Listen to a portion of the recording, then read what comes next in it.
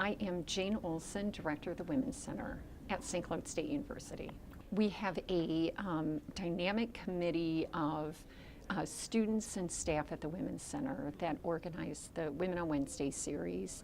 And interestingly, it changes every semester, really based on the students we have working there. It is a noon-hour lecture series that is meant to inspire, inform, empower, raise consciousness about all sorts of different women's issues by featuring really interesting, savvy, creative, intelligent women.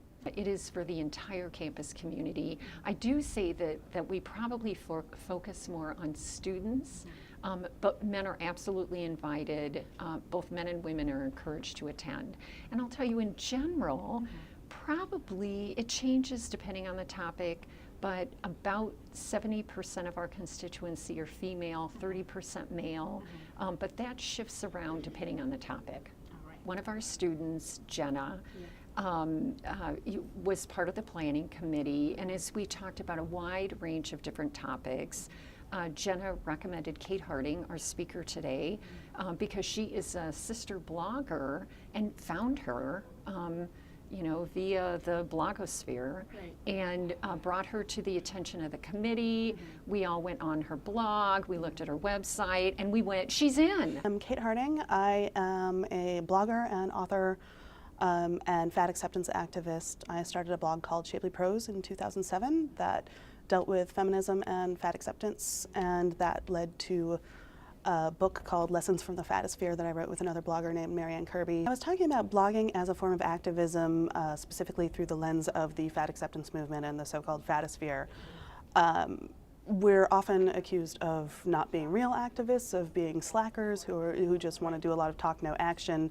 But talk is a necessary precursor to action, and I liken it to the consciousness-raising groups that feminists had in the 60s, that it really operates on a lot of the same principles. As activists, we have sort of reclaimed the word fat because we feel it is a better alternative to overweight, which is supposed to be the polite thing, but we reject the idea that there should be an objective correct weight, and I am necessarily over it, and obese is so medicalized. I am technically obese by that definition, but so we said, fat, it should be a more neutral term. It should just be something like, your hair color or your height or something like that, that actually it is similarly heritable to height. So we take it, but the word fat for the average American can mean so many things, from disgusting, unhealthy, lazy, smelly is so often, it's funny, it's one of the things that came up. So just lots of things that,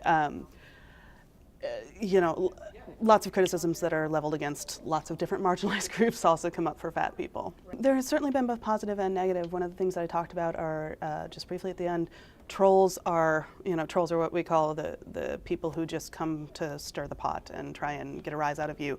There's a lot of that. There's a lot of anger about what I'm saying, sort of a shocking amount of anger just in reaction to the idea that it's okay to love yourself even if you're fat and you're not actually morally obligated to feel bad about yourself.